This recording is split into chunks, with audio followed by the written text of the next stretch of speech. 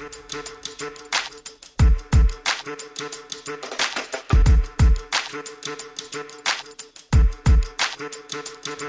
what up, Yang Gang? Welcome back.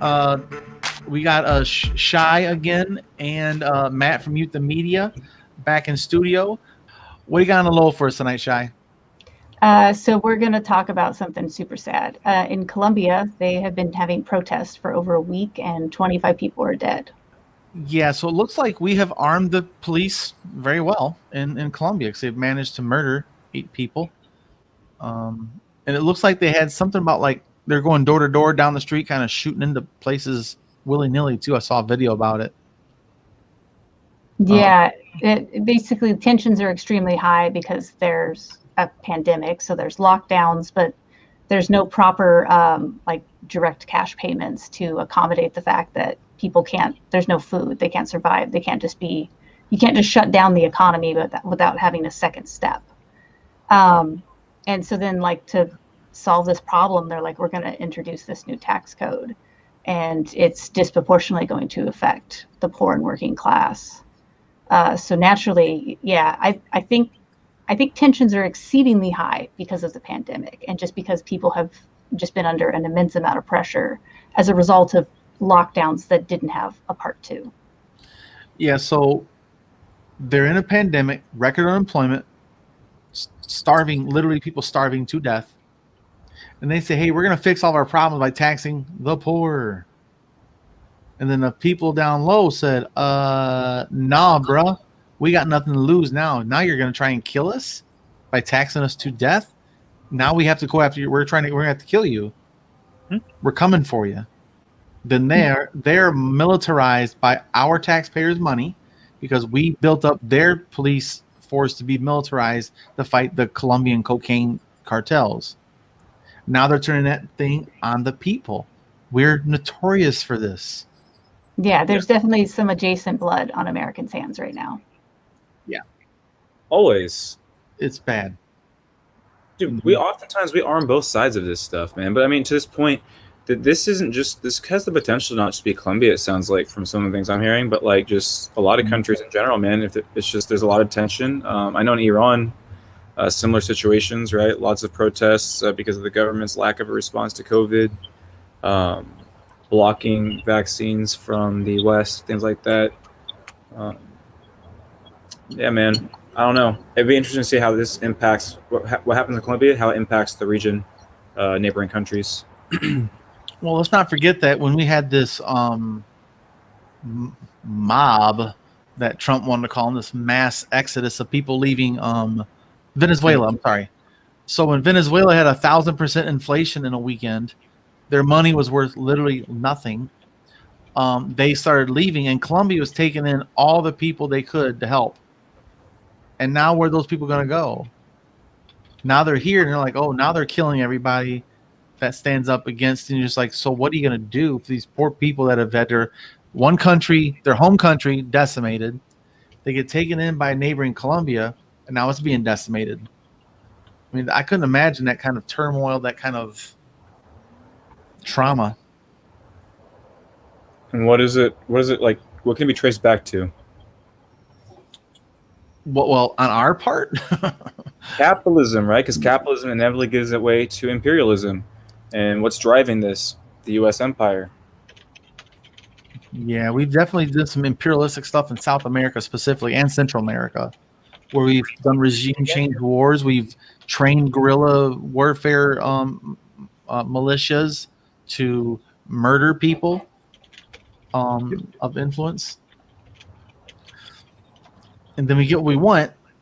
And like, okay, thanks. And we kind of go back to our own willy-nilly thing. And we take their resources and, exploit the people. And then we wonder why they raise up against us. And when they can't raise up against us, they just send their people because they're like, you made the mess. We're coming. We have nowhere else to go. You've taken everything.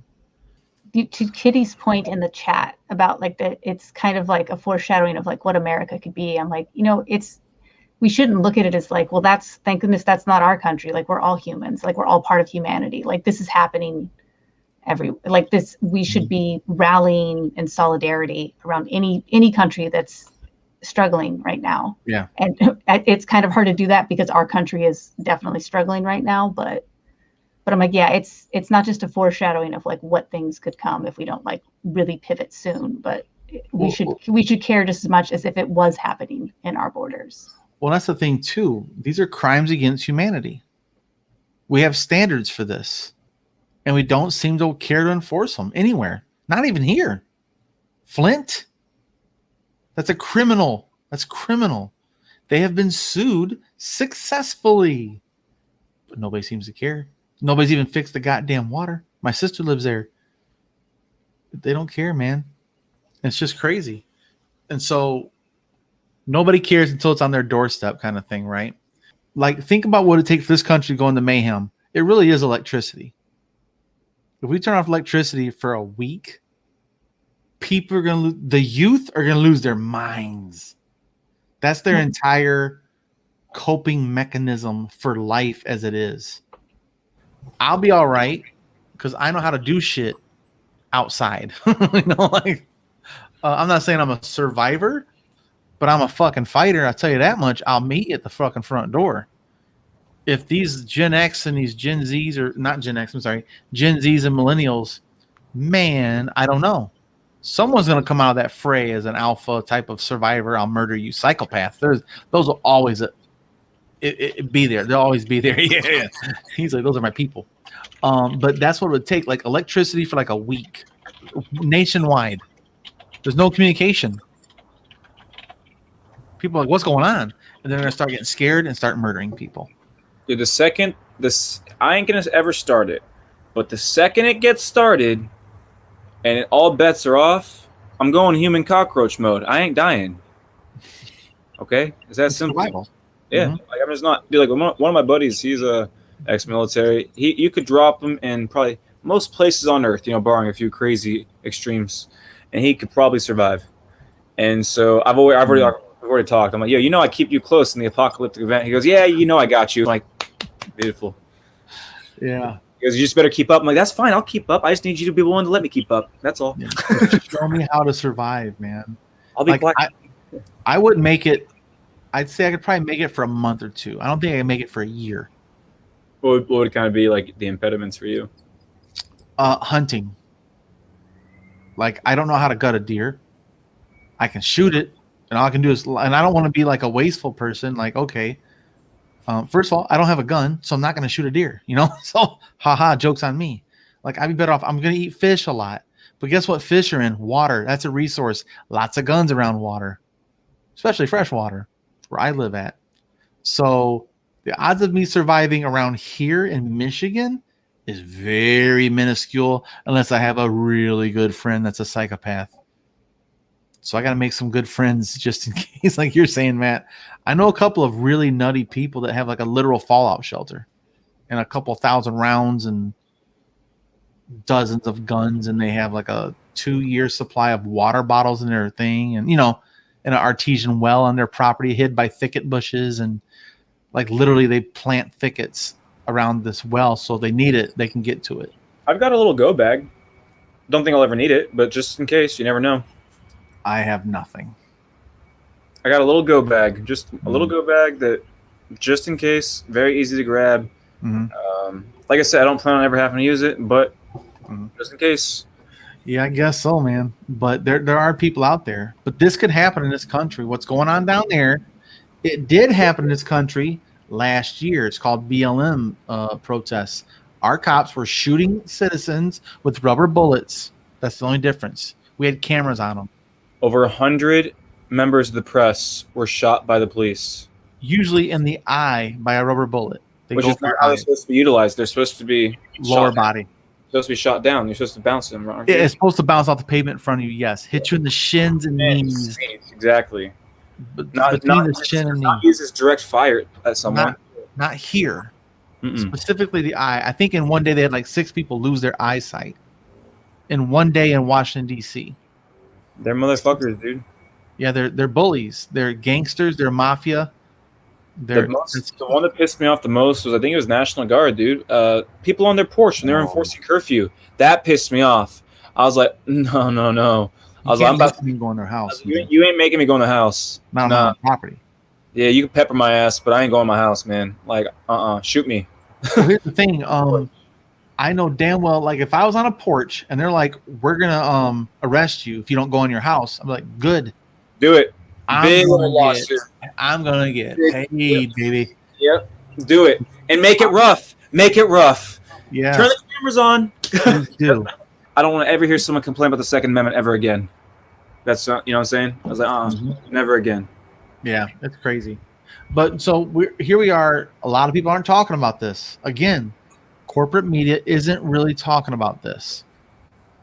I think Fox had one fear-mongering one. Is like, look what socialism is doing in Colombia type of approach.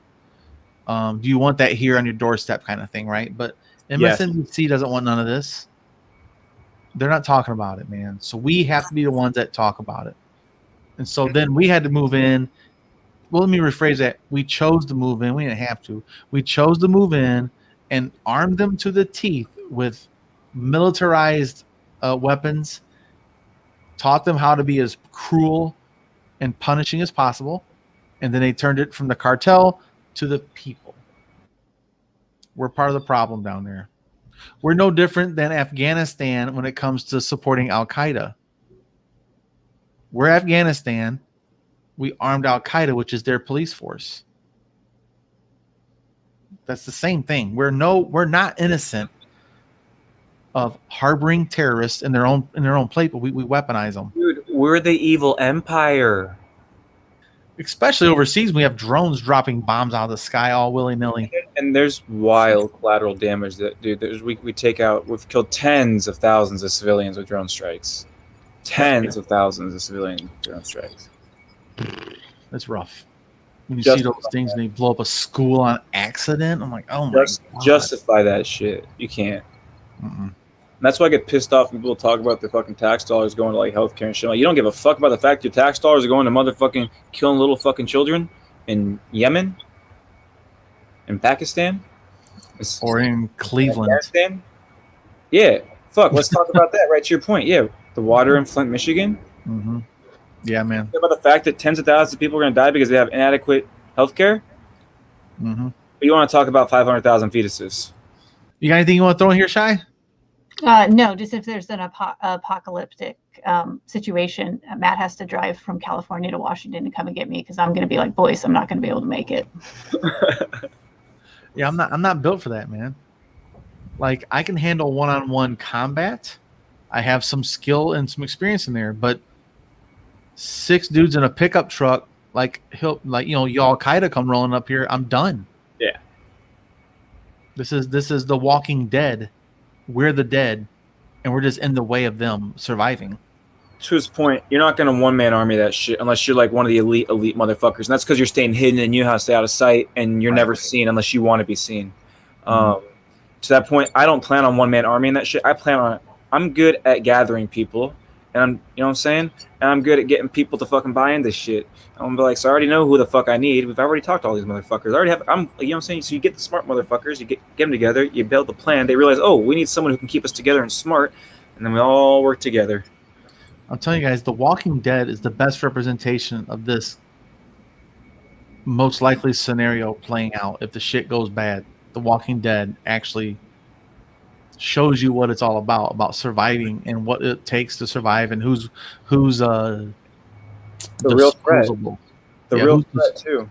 And who's disposable. And that's what we are to them. We're disposables. You know? In a situation like that though, anyone's disposable to your point. Like, but it goes, but there's levels to it. But I mean, but in that world, if you've become a net negative to the cause, you are an instant disposable because there's no time for that. You're not in a democratic state of collaboration or negotiation. But yeah, guys, let us know what you guys think about that. First of all, are you a survivor?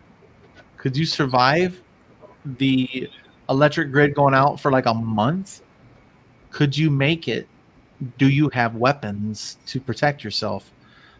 And also, what do you guys think about what's going on in Colombia? What could we have done to help de-escalate the situation? We could have made our presence known for that too. We've already done it for other reasons. We should also say, hey man, let's talk about this. And maybe we can help you get through this, because we are one of the richest countries in the world still, even during a pandemic.